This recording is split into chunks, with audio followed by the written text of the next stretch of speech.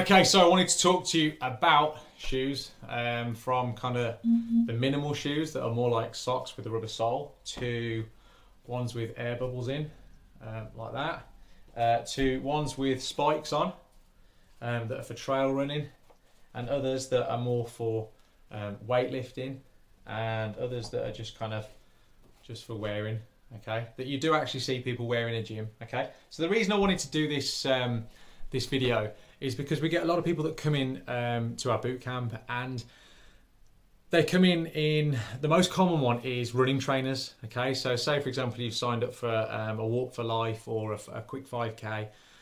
You go out and buy New Balance or Saucony or Asics, and I'm mentioning these names because they are the most common and the best road running trainers that you can buy, and they are the best for road running.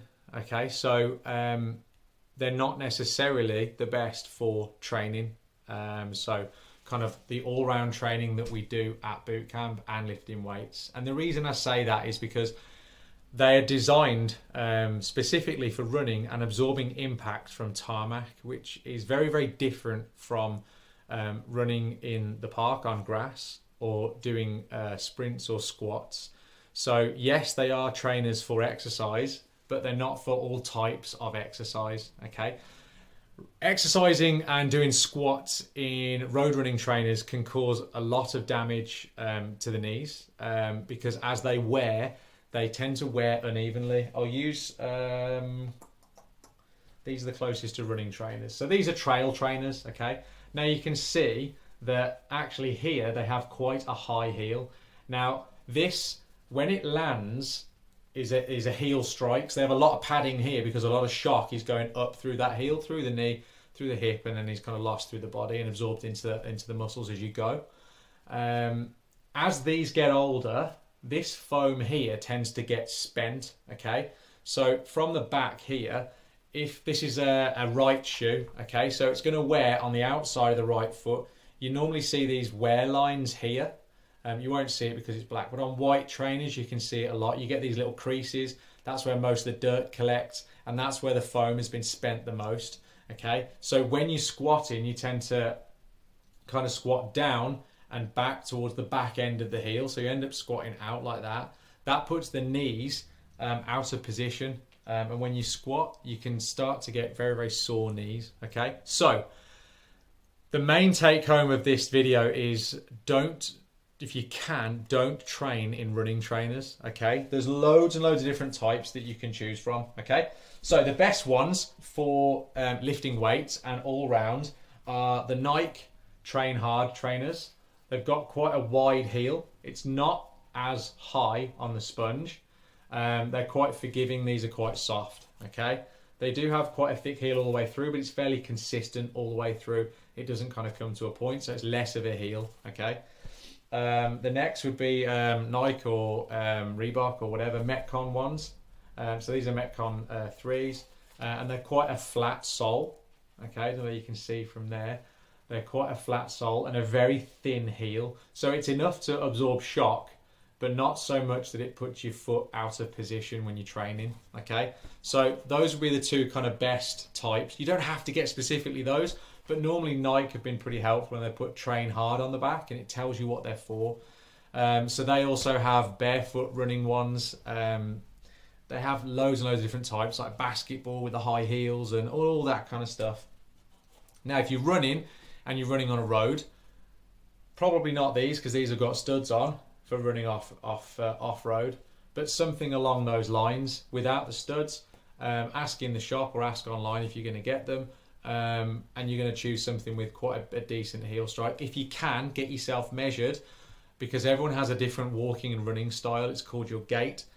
So if you go to, say, Sutton Runner and get yourself measured, they'll suggest the best types of trainers for your style of running. Okay. Now, other trainers that I would stay away from when it comes to training is anything with a bubble in the heel.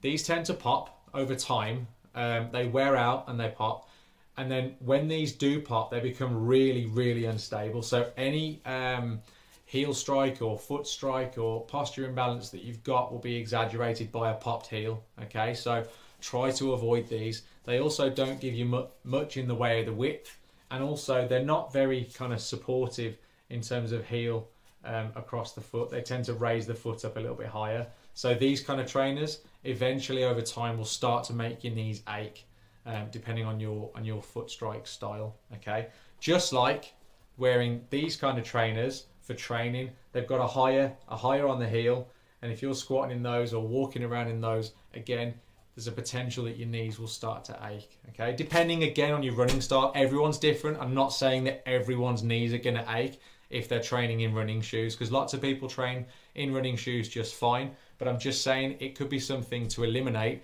if you are getting knee problems. Okay, other things that you see people training in commercial gyms as well is Converse. Maybe not the high top style. Sometimes they train in the low ones, but these actually aren't that bad to train in if you're only lifting weights. Okay, if you're lifting weights, they've got a relatively flat sole that's consistent all the way through. From the bottom there, it's also flat. There's no kind of ridges that make it wobbly, and it's a fairly wide across the widest part of the shoe as well. So they're not that bad. Personally, I wouldn't train in Converse, but some people do because they find that it's a good stable surface to push off. Okay, and then lastly, some people train in, I used to train in these all the time, barefoot shoes. They're definitely an acquired taste. If you've been wearing shoes all your life, these hurt a lot to wear at first, and then after a while they tend to loosen off. They're good for kind of stretching, yoga, if you're doing kind of light weights, and if you're used to wearing them and not training in them, they're quite good. But by no means they're not like a miracle shoe that's going to solve everything. They do tend to keep your toes separate as well, which is quite good, especially if your toes are starting to turn inwards or twist or go buniony or whatever it is.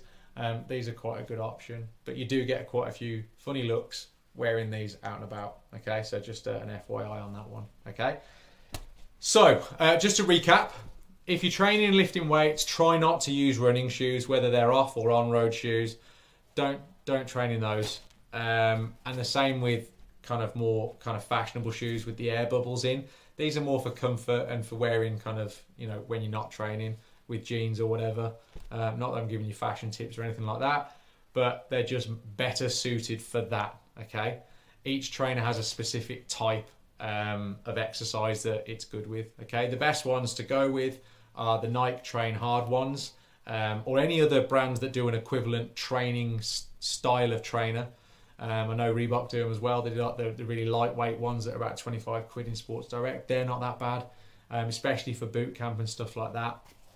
If you've got a little bit more to spend, Metcons or Nanos or Noble, those kind of trainers are quite good. They've got a good stable wide base and a low on the heel. Okay, so that's it. I've been meaning to do this for a while because I think it'll help a lot of people alleviate knee pain and actually get their squats closer to where they need to be and safer as well. Okay, also trainers, if you're using them 3 or 4 times per week, you're going to need to change them every kind of 6 to 8 months as a general guide. They might look as if, I'm just trying to find a pair that I've got, they might look as if there's a lot of life left in them because they look clean on top. Look at the sole. Okay, if the sole is spent and worn out on one side of the heel, like, can you see how the dirt's collecting on that? I've not been wearing these for that long, but I can't imagine these will last much longer than 6 months before they start to kind of be less supportive and the foam starts to have an imprint of your foot on it, and then it obviously starts to wear out as well. Okay, so as a general guide, 6 to 8 months if you're training 3 or 4 times a week. Any more than that and it's going to kind of come down a bit as well. Also, the higher the heel, the more sponge, the more exaggerated the wear is going to be. Okay, so choose something with arch support, yes, but not too much on here. Okay, always ask in the shop and try them on as well. Okay, that's it. Take care. Bye bye.